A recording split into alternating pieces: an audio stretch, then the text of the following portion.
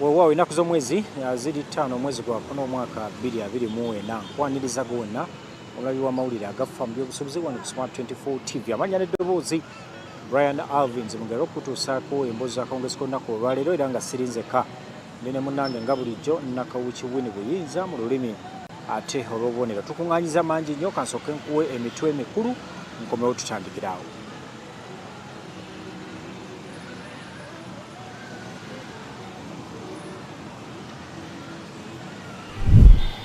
Agafa mu byobusuubuzi olunaku olwaleero Ssaabaminisita akakasizza enteekateeka ez'okuzimba ettendekero lya Busoga ne Bunyolo obuwumbi 45 bwe buteereddwamu. Where we will address the quality standards and aflatoxin and other mycotoxin issues to ensure that production is done using technologies such East African Grain Council ingidde omukago ne Trademark Africa guno gwa kuyamba amawanga agegattira mu mukago gwa East Africa. Ababaka ba Palamenti basinkanye abantu abawangalya mu disitulikiti y'e Kamuli omulamwa gwa kulwanisa ekirwadde ekya siriimu.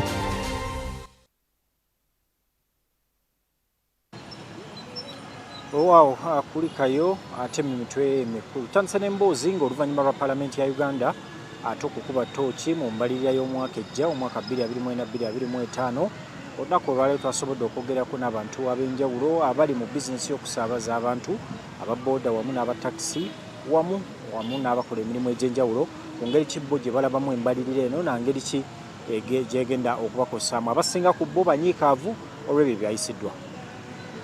In other jurisdictions, including some of the East African countries, if a business is starting, they give a level, a threshold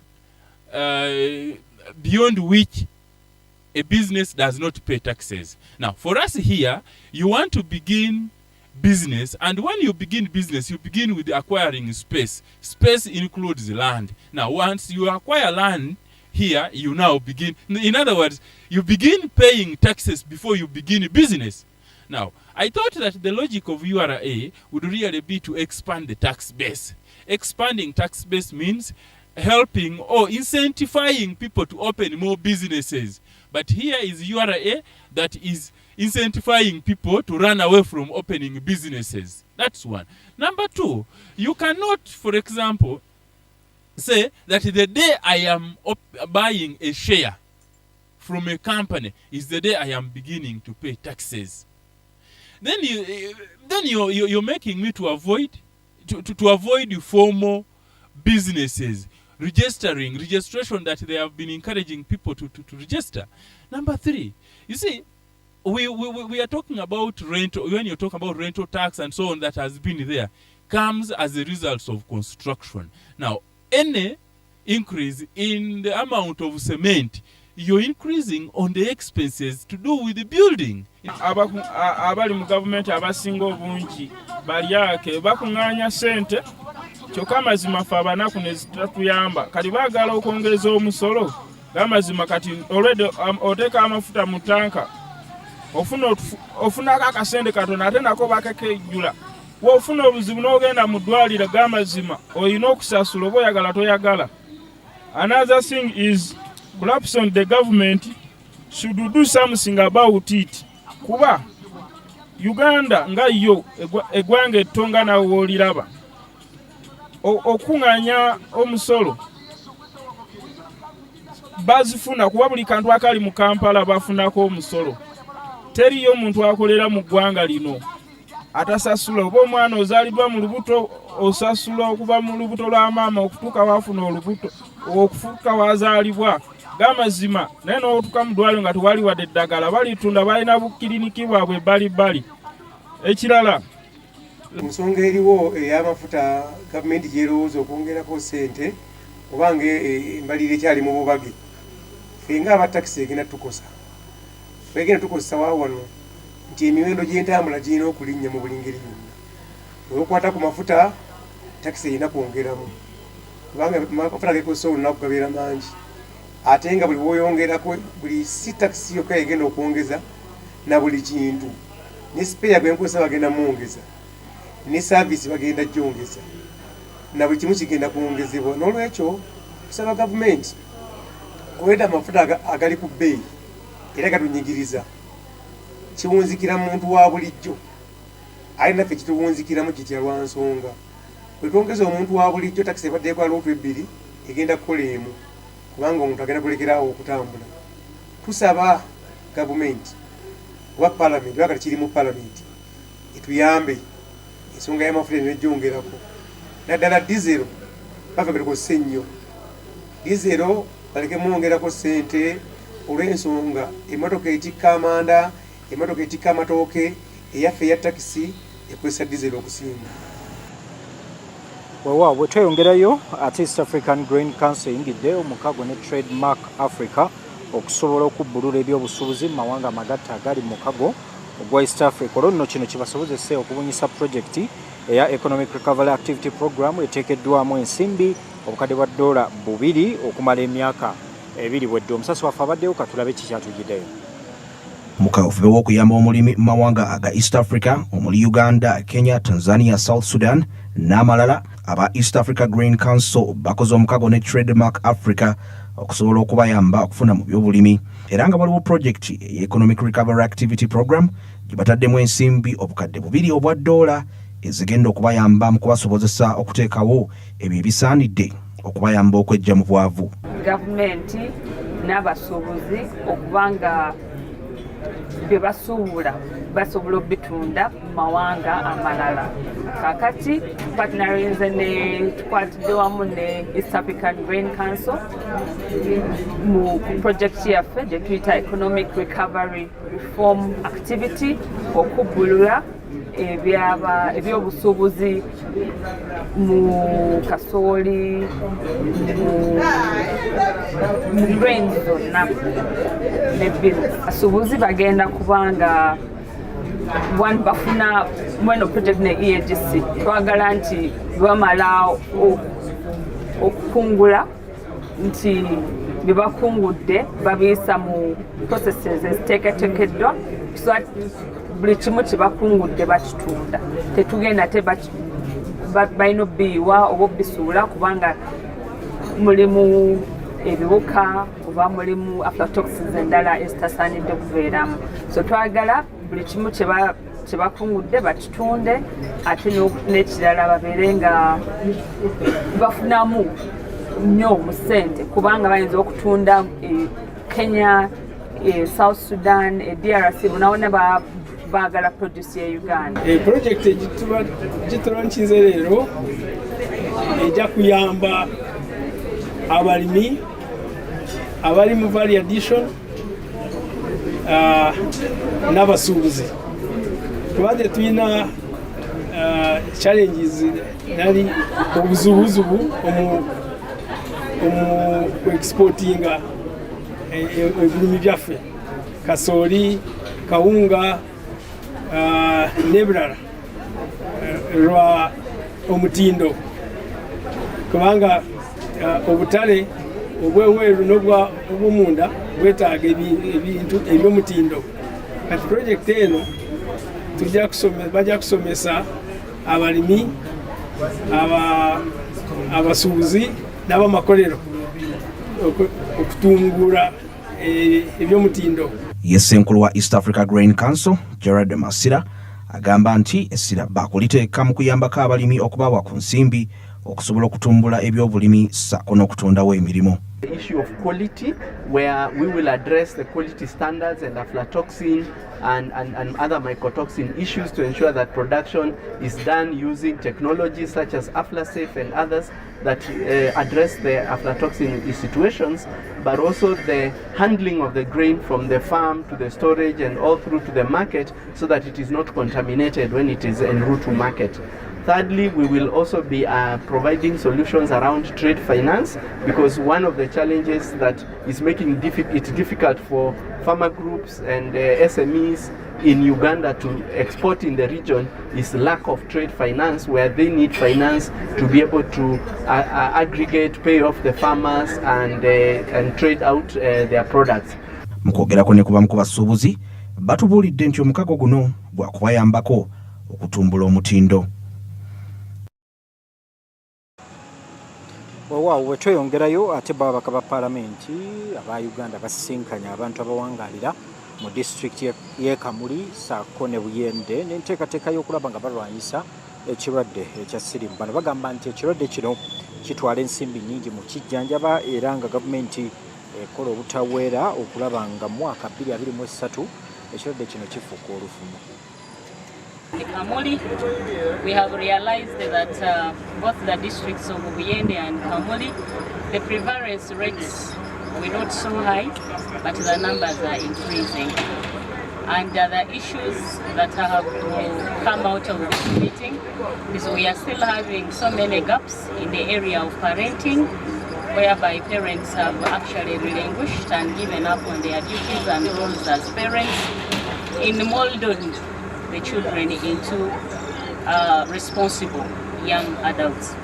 We have seen that teenage pregnancies here are very high, and when we talk about teenage pregnancy, we also speak about HIV infections. We have also found out that there is a drug resistance in this area, where many people are falling out of line 1 and they are ending up on line 2. We have also found out that in Buyende, mother-to-child transmission is also still a little high. Because if we are having 40 babies born HIV positive in the period of 3 to 6 months, then that keeps us worrying. Because we have been on the fight to eliminate mother-to-child transmission. The RDC has also informed us that when you look at the statistics of the girls who are getting pregnant, they are between the age of 13 to about 15. But when you test the girls vis-a-vis the boys, it is coming out that the girls are turning out positive, and yet the boys are turning out negative. So we have also come to discover that it's men, mature men, of the age of 25 and above who are actually engaging in sexual activities with these young girls. And so our findings are that these areas need to be looked into. When we look at the area of Buyende, Buyende is literally a landing site district which has got over 100 landing sites, but the main active ones are about 32. And these are people who are mobile. So they are always on transit, and when nature finds them where they are, they engage with the available partners that they find. Nambe jirenga yeyongera. Ekirikuleeta nti abantu baife mu bitundu byaife bino ebisinga obulwaire bwa siriimu buli kujanga bweyongera. So mu nkoloti neeyo tuli kusaba abakulembeze ab'amadiini okuveera ku basiraamu, abakatuliki, abaprotestanti, abalokole. Uganda EDC Commission ni act yataawo nti buli lwa Sande, buli lwa mukakaaga, buli lwa kutaano ebeeyo ekiwandiiko ekirabula abantu ku bulwaire bwa siriimu buli muntu lwajja okusinza. Tusuubira nti ekiwandiiko ekyo bwe kinaaba kisomeibwa mu bwire obwo obw'okusinzizaako kiira kuyambako abantu baife okubayiza ku mulamwa basobole okutya akawuka ka siriimu, ate n'ababa balinako basobole okujja okweyidandabya. Mu Busoga wano ekisembayo nenda kubikubiriza bakulembeze tona ku levu yona tulwanise okukozesa abaana bakaali okwetuuka mu kukola emirimu gyaife ng'okutema ebikaado. Ekyokubiri, tulobe kwengeejinga abaana baife bato kungira mu bintu eby'obukaba kuba byona byeyongeire okutambuza akawuka kano aka siriimu. N'abasaada abasoga tulekere okulwana mu maka, tutube n'amaka agatebenkeire kinaatusobozesa okulwanisa obulwaire bwa siriimu. Waawo Ssaabaminisita Right Honorable Robinah Nabbanja akakasizza ng'enteekateeka ey'okuzimba ettendekero erya Busoga University Saako ne Bunyoro Kabineti yasalawo ebawe obuwumbi 45 era ng'omukulembeze w'eggwanga yalagira Minisitule y'ebyensimbi okufulumya ensimbi ezo naddala mu mwaka gw'ebyensimbi 2023-2024 zisobole okuddaabiriza ettendekero lino. Oluvannyuma lwa Kabineti okutuula bagenda mu maaso n'okukkiriziganya okusobola okuddaabiriza amatendekero abiri omuli Busoga University Saako ne Bunyoro, era ng'omukulembeze w'eggwanga His Excellency Yoweri Kaguta Museveni yalagira Minisitule y'ebyensimbi efulumye mangu ensimbi obuwumbi obuwera ddala 45 zigende mu kuzimba amatendekero ago. In the budget, we made sure, do we have anybody from Ministry of Finance? Good. In the budget last week, which we discussed as cabinet, there is a provision of 45 billion 45 billion, and the president said it was under an unfunded priority. But the president directed that that money be seen by the Ministry of Finance. And then Busoga University and Bunyoro have a share of that money. So we already have money in the budget. What we need from the Ministry of Finance is to make sure that they prioritize this. For us, we want this money in this financial year's budget, so that the issue of the university is off our back. They look at the university as if I'm the one. I don't think I will even take my children there. You can imagine we have a prime minister of Uganda, and we are here. The university is not moving.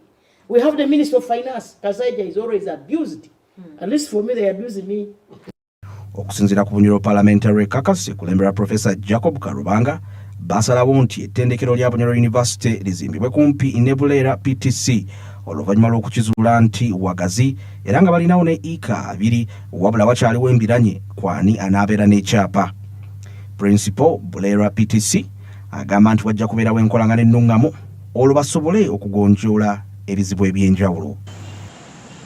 Bwe tweyongerayo eggwanga erya Tanzania lyongedde okulinnyisa ebyokwerinda naddala mu ngeri ey'okukugira okubabbira ku kompyuta b'ebyuma bikalimagezi oyinza ogiyita cyber attacks ez'enjawulo kibayambe okulaba nga ate bataasa ensimbi.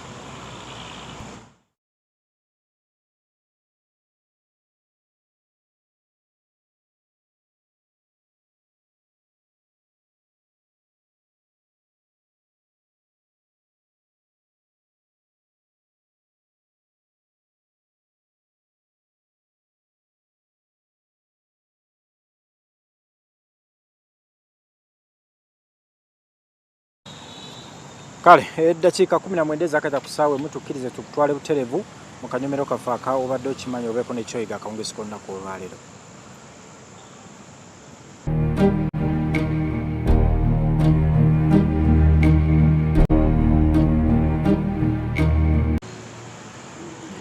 Kale nga tumaliriza ekitundu ekisooka, kampuni emanyiddwa nga McDonald ebooleddwa mu kibuga Gaza era bwe bati ne bayingira eggwanga lya Amerika nga gye bagenda okuba nga bakakkalabiza emirimu gyabwe.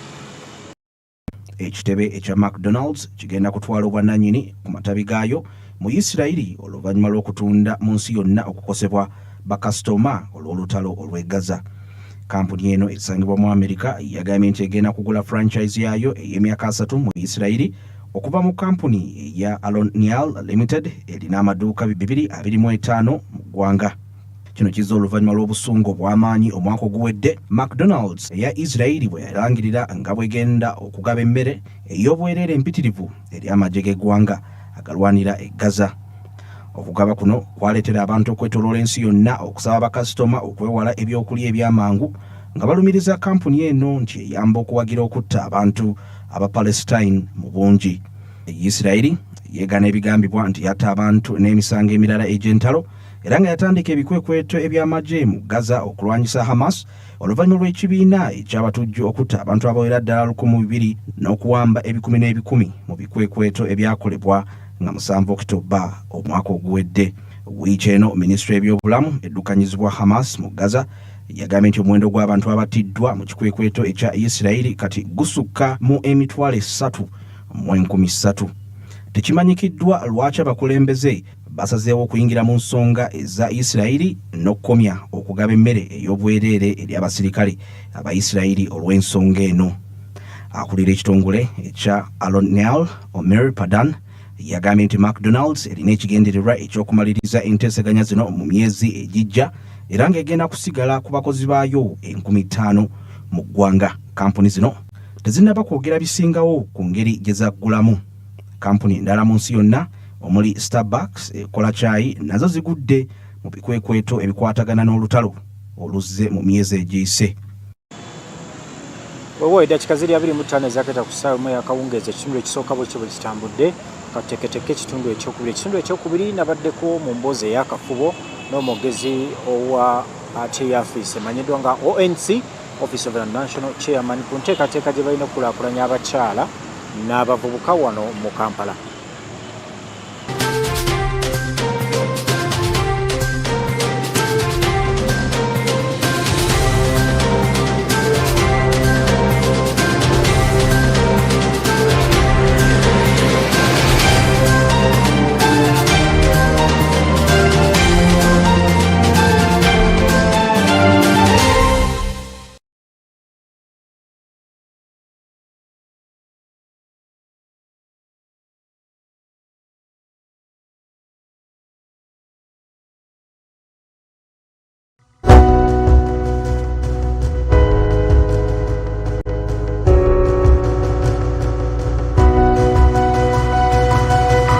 Smart 24, driving business.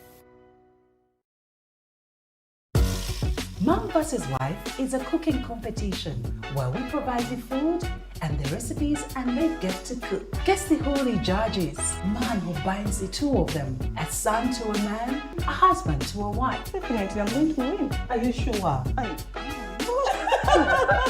I try to balance because I don't have issues after this show. So.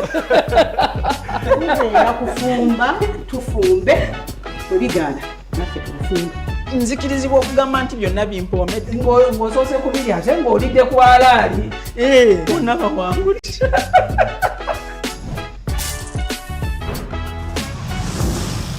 Mom vs. Wife.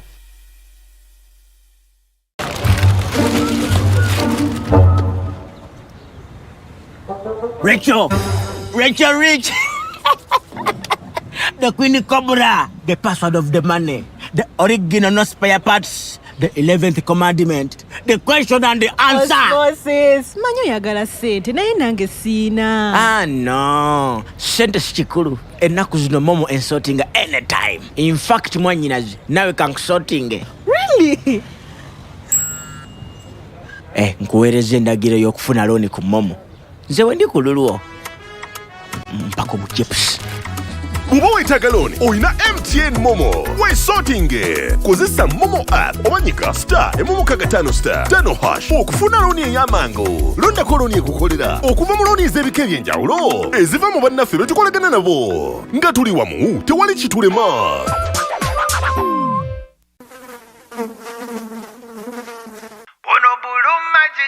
Bulu Magiki is my choice. Ono Bulu Magiki wange. Ayo Talaba kumabala atukuza nonyirirawo kirako enyange. Tayisa bubi fabriki kyonna kyekiri kigwa lwa Bulu Magiki. Bulu Magiki is my choice. Ono Bulu Magiki ye wange. And Bulu Magiki is my choice. Hey, ono Bulu Magiki ye wange.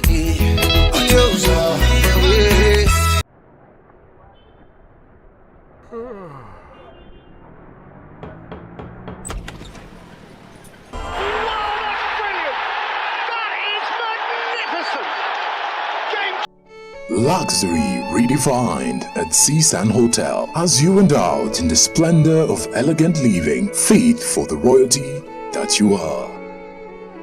Step into comfort, pampering and blissful customer-centric service as you select from our range of comfy exquisite living quarters furnished to meet with your royal preference.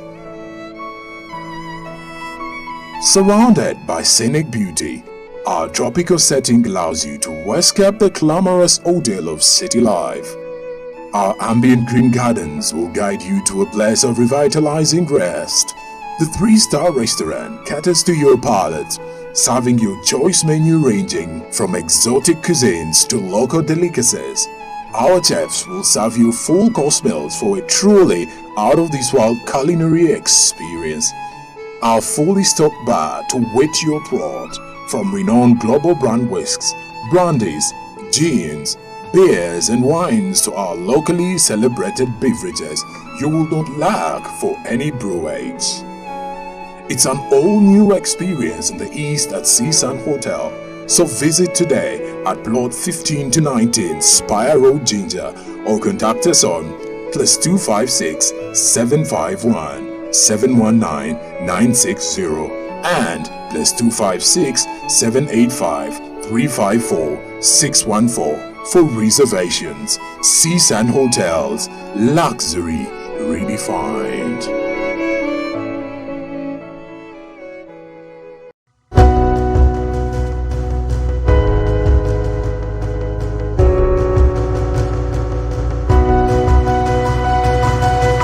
Smart 24, driving business.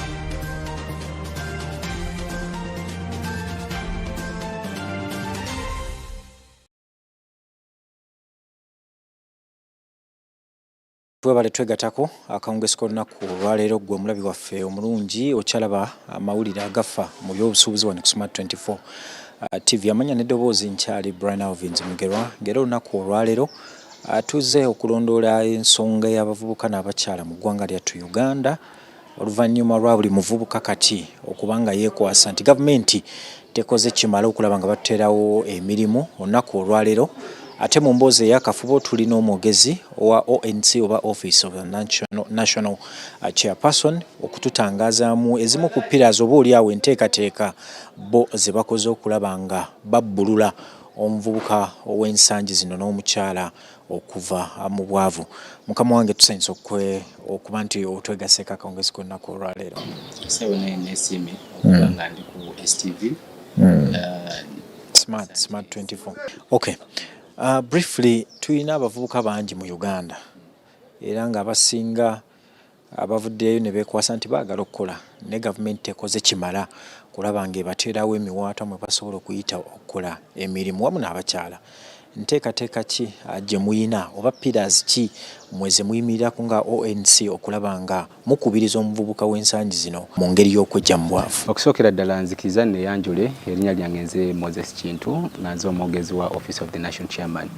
Office of the National Chairman ekulemberwa omukyala Hajat Hadija Namyalo Uzei nga yayambako His Excellency the President oba National Chairman wa National Resistance Movement.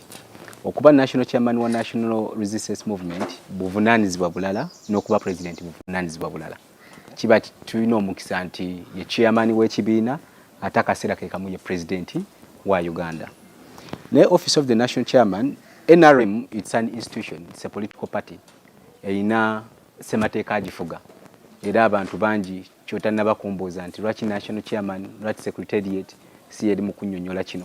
Secretariat weeri nene Office of the National Chairman weeri okusinziira mu ssemateeka waffe owa NRM. Era nga chairman alina obuvunaanyizibwa obumulambikibwa bw'alina okukola mu ssemateeka waffe.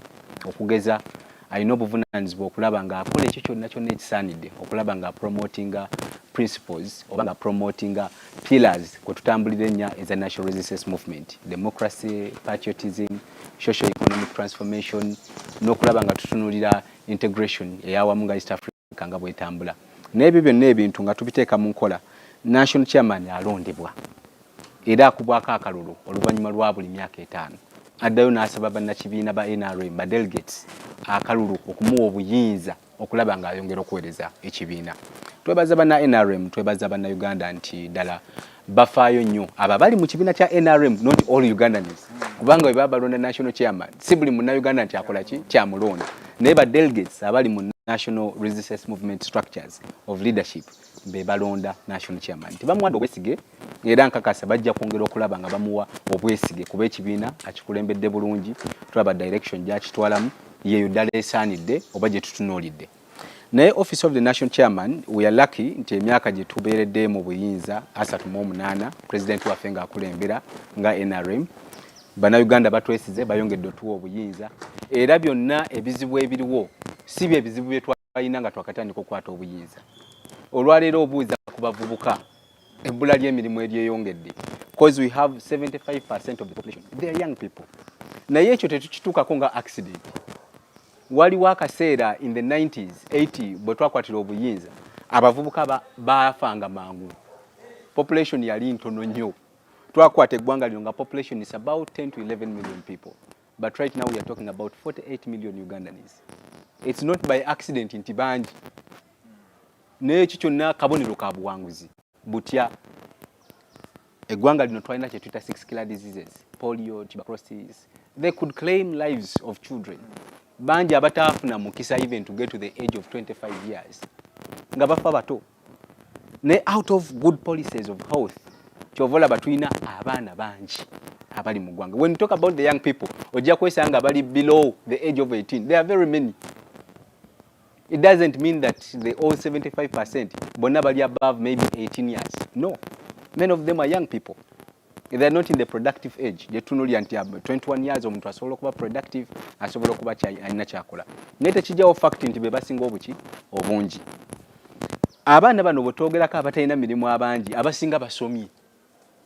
Era bw'okuŋŋaanya abalina degrees abalina certificates bafuladinga onogaba no bonna bana Uganda bino bagenda jijjawa naye 25 years ago or even 20 years ago twalina gap ya professionals ng'okuba ne munnamawulire nga gwe akola guno omulimu ne bana abali ku kamera.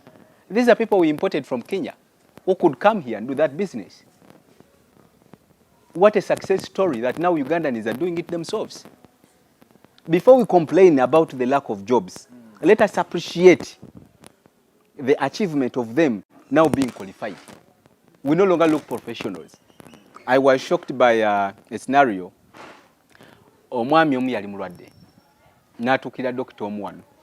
Namugamba ku klinika yange nja sobola okoperatinga at a cost of 5 million. Naye omusajja ono olw'okuba yali musajja muyivu ng'akoze consultation about how that operation costs around the world elsewhere. Nga it goes to 50 million. He never believed this doctor. He saw his life being lost at, in the hands of someone who said, now the money, just 5 million? An operation which is costing 50 million elsewhere outside the country? Really, am I going to get the good service? Omusajja ono yali forced okuleka omusawo wano n'akola appointment n'agenda e India. Bw'atuukayo, the person who they waited for to operate him is the same man he left in Uganda. Yatuukayo ne bamugamba, the doctor is coming. Ne balinda omusawo omukugwa jjo omukolago. Guess what? Is the Ugandan he left here. Gwe yagambye mutasobola mukolako at 5 million. Namugamba nsaliraako, namugamba wano sinza afugawo. But kitchen driving ako, the level of professionalism now we have in the country. 25 years we lacked that. But now we have excess of it. Wetugira nti emirimu egiriwo tegimala ba professionals betulina. Naye emirimu giri ludda waawo bw'ogyogerako. Emirimu giri mu public service. Emirimu giri mu ICT. Emirimu giri mu agriculture. Egyo n'emirimu gikola ki? Emirimu giri mu entrepreneurship. Bwe tuba twogera mu mirimu. Era national chairman bw'amenya empagi ezo emirimu we giri, abalala tebafaayo kuwuliriza. Uganda ffenna population gy'olaba gye tulina abanoonya emirimu twagala kukolera mu public service eyina emirimu emitono nnyo egitayinza kuba Uganda bonna. It is a few percentage of Ugandans who can go or be absorbed by the public service, because now we have to wait for the retirement age when they are old. Right now we are rationalizing tukendeeza na bitongole bya government okulaba nga reducing up expenditure. Kitegeeza ki? There are some who are going out. But the whole large force of the labor force, who are professionals, they want to go for public. Kati President Yabagamba, oba national chairman, look here, in agriculture, we can have abundance of jobs in agriculture. What watch a Twitter 14 production line about the 14 products that tutunulira ng'eggwanga nga NRM. I don't know if you've ever introduced yourself to what we call the Musevenomics. Musevenomics is a concept. Economics are addressing a pure economy of Uganda. Tumeita Musevenomics kubanga national chairman waffe with his experience asobodde okutunuulira eggwanga lino n'amanya real economy efaanagana etya. Kiki kye kitegeeza okukola social economic transformation. A country like Trinidad and Tobago, it is surviving on only milk only. But it is one of the super economies we have in the country, rather than the whole world. Surviving on milk. Imagine wano tuyina amata. Era byebimu ku products kati eziri national. Government ya NRM ziyatandikawo nga government centers zazi neglecting. President Nagamba, look here, this is milk. Why are we importing milk in Uganda? Why do we have to import milk products in Uganda? From Kenya, others are importing from Dubai. Nosanga muna Uganda ng'okunywa amata agava e Kenya. Walinga wenjogera wetwakulira amata ge Kenya. Nga bakuga oli mulungi nga amata gachi. Because it was rare. But does it mean we never had cows here? We had cows. But the ignorance of our people to open up to how do we catalyze to jewo kino tukole import substitution. Kubanga raw materials tuzina ente weziri. Right now twogera ku nte nga tulina 14 million heads of cattle in this country. Ebadde focus ya government okulaba nga kati tu producing amata okozesa ku mata ga lato milk okozesa ku fresh dairy. All that is Ugandan products, but they never existed before, and good ones. Government nga bwefaanana ejja kuteekawo amakubo we tusobola okujja ensimbi ezituyambako okutumbula emirimu gyaffe. We are not looking at job seeking. Kakati singa nga kuba ekifaananyi abayizi abasoma engineering bagenda okufuluma Makerere naye nga tebannafuluma mu university wise Makerere ne coming up with a project which is solving a problem. Which is solving a what? A problem. Katutunulia project eno tujigamba, how feasible is it? We have funding under the Ministry of Science and Technology. We have PDM that is looking at omuntu wa wansi. We have a Myoga looking at enterprises. Metal fabrication is there, saloon is there, looking at those businesses people can do. We have Uganda Development Bank. It is funding those projects which are massive. They cannot be absorbed in these outfits we have because of their capital need. Uganda Development Bank is there. Naye abantu kye batamanyi nti I can start a project and I get money here. Naye kyobuuziza abantu batuukayo batya. What we are doing today, we are doing part of the solutions which have to be done. The Bible, nzi musajja akkiriza nnyo mu Bible. Naye Katonda agamba abantu bange babonaabona olw'okuba tebalina kuki kumanya. Buli bantu lwe babeerawo nga tebalina knowledge, like it or not, bagenda going astray. The country we are talking today, nti abantu tebalina mirimu. Chinese are flowing in this country. Arabs are flowing in this country. Every day at internal affairs, they are getting people impersonating to be Ugandans. But why the opportunities here? We the owners of the country, we are not seeing the opportunities. When the president, the national chairman is addressing the country, this is the Myoga. What your people in politics will do because they want to stay in power will deceive the population. We are in politics of deception. They don't tell them. They are the same people they tell you the government is bad. The same people they are passing the budget in the parliament. I'm sorry to say, we have NUP as the leading opposition party in the parliament of Uganda. Equally, they participate in the passing of the budget. But how many times you are journalists? Do you hear them appealing to Ugandans? We passed this much in PDM. Go and get your share of the national cake. How many times do you hear the leader of opposition telling Ugandans, this is the much we have decentralized to your district? Please follow how this money is used. How many times do you hear that? So we have a problem. We have a leadership which is not interested in helping the people to know the solutions to the problems they have. Now someone will come from out abroad and then will convince the government, look here, you put money here, but I can set up a project here. If I set up this project, I will employ this number of young people. The Ugandans are not using the money. At the end of the financial year, the same money will be pulled back to the treasury. Why pull back the money to the treasury when this Kenyan has come here and has a solution, is coming up with a project? The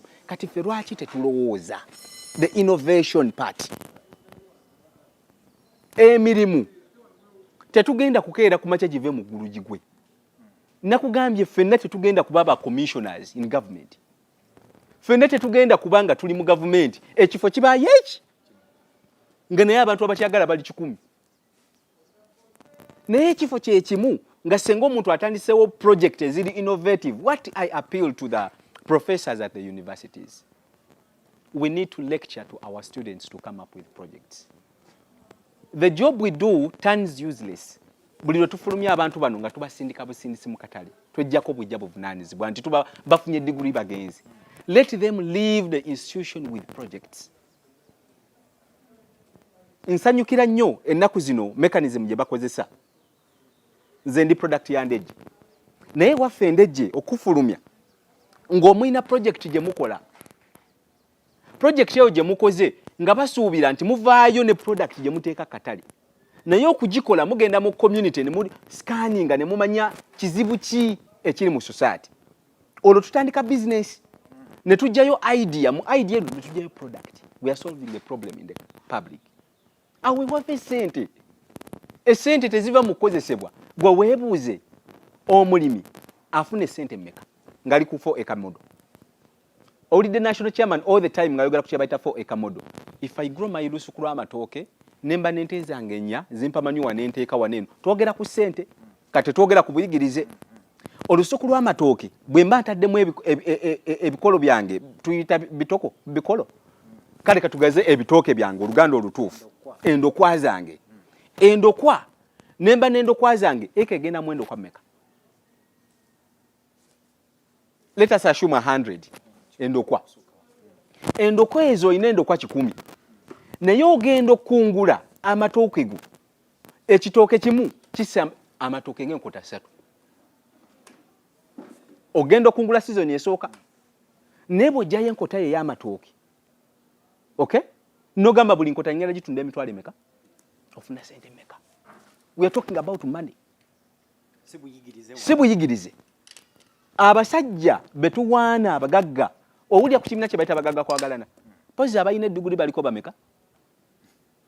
Twogera ku bukodyo obukola sente. Ekizibu ky'Abannayuganda kuyingiza ya sente. Tekigasa kuba na bifaananyi by'abaana ng'olina eddiguli 6 kanayite muyina mmere waka. Ennyingiza y'essente kyekikulu. Ebizibu byonna NRM ebikoze, but the problem household income. We have the 39% abakyali mu bwavu obwaddala. It is the problem we have as government. How do we solve that problem? President n'atambula nga mulaba akola regional tier yeetooloola. Ali mutua alambula naye bw'aba atambula bannabyabufuzi abasigadde bagamba ali mu politics naye bw'atuukayo abantu abagamba ki nti bannange bw'okola for ekamodo osobola okugyamu essente bwe ziti tuleme okukolera ekidakyoka tetukolera lubuto tukole agriculture ow'ekibalo. I know mwami gwe yayogerako Nyakana is on is it 2 acres if I'm not forgotten, but that man essente zaafuna buli lunaku mu makage ayingiza milioni meka akwesa acres entono alunda enkoko ayina ente zalukola te zero grazing azejjamu amata afulumya amagi g'enkoko atunda emmere kati okuyingiza essente obugagga kirala naye abantu abasinga tulowooza obugagga genda ofune PhD kamwa nga tuwumbawumba mu ddakiika emu. Ekkatala ly'osibira omuvubuka akulaba akawungezi konnako. Nze kataali ensibira omuvubuka ebyobufuzi tubyagala nnyo naye twagala ebyobufuzi ebirimu omulamwa. If a national chairman waffe atugamba what we call politics is building good roads, politics is ensuring there are drugs in the hospitals, politics is ensuring there are good policies enabling every Ugandan to have a life. Bw'oba obadde mwavu bakuzalira mu maka mwavu ate gwe teweevuma bazadde bo UPE waali genda osome USE waali abalala nga ba movement teri standard genda okole ki osome kubanga at the end of the day ebibuuzo byogenda okutula bya UNEB bya UCE tewali ssomero lisasuza buwumbi lyetuuza kibuuzo kyalyo ebibuuzo byonna bya gavumenti etya gwe omulimu gw'okuyita bw'obeera eyo ne bagamba nti waliyo parish development model buli parish wetwogerera essaawa zino balina obukadde obususe mu 5 oyinako bumeka ekyo ekibuuzo kyebuuze oyinako mumeka genda obuuze parish chief bw'agana office of the national chairman mutukubire essimu mujje mutwebuuzeeko otulaba tutambula ne mukama wange Hajjat Hadija Namyalo tutalaaga tuwa abavubuka obumu obukuba emberenge tuwa abavubuka ekyuma ekissa ebinyeebwa tubayambako kubawa tools welding machines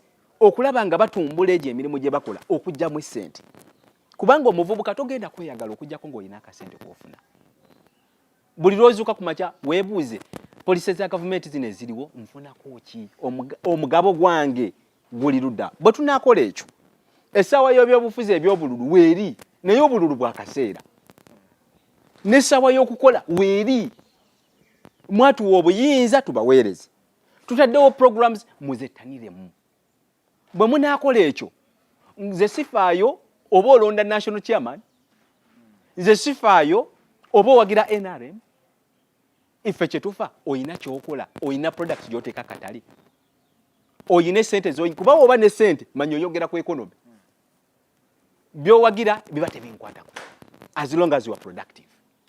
Weewaawo tweyanze nnyo tweyanzeege. Omuganda agamba akuddiramu oluyimba ate taluwoomya. Nzikiriza ebigambo bino bibadde bikulu nnyo eri ggwe omuvubuka tulaba akawungezi k'olunaku olwaleero era katusubire nti olina kyoyize. Musigadde nze Brian Alvins Mugerwa musule bulungi mweraba.